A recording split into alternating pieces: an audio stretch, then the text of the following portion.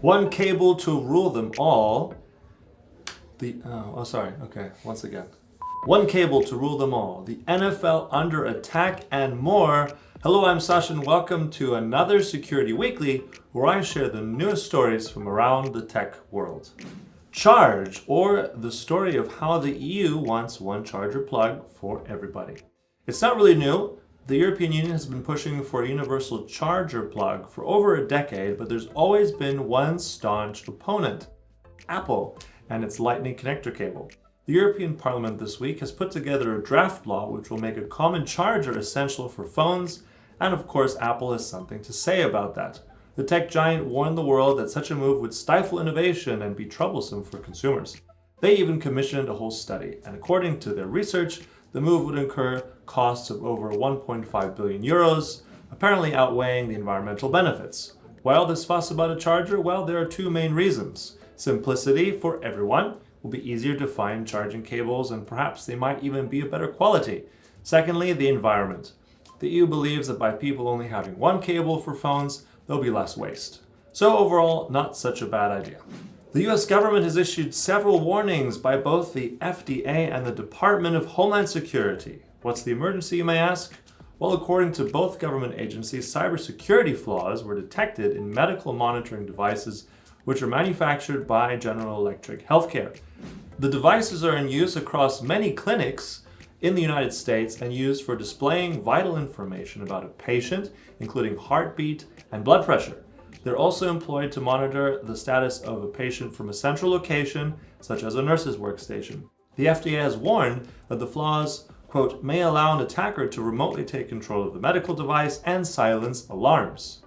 Although no incidences have been officially reported, it shows the paramount importance of securing medical devices by appropriate security measures. Protecting the final frontier. This spring we'll see the launch of a new US cybersecurity portal to protect the growing space industry. According to the publication Space News, the center will be called the Space Information Sharing and Analysis Center, or SPACE ISAC, which was formally launched in April of 2019, which will begin an unclassified portal where companies can share and analyze cybersecurity information.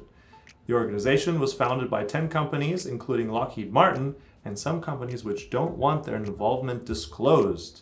There's a price tag, of course, attached to membership, which ranges from $25,000 to a $50,000 annual fee.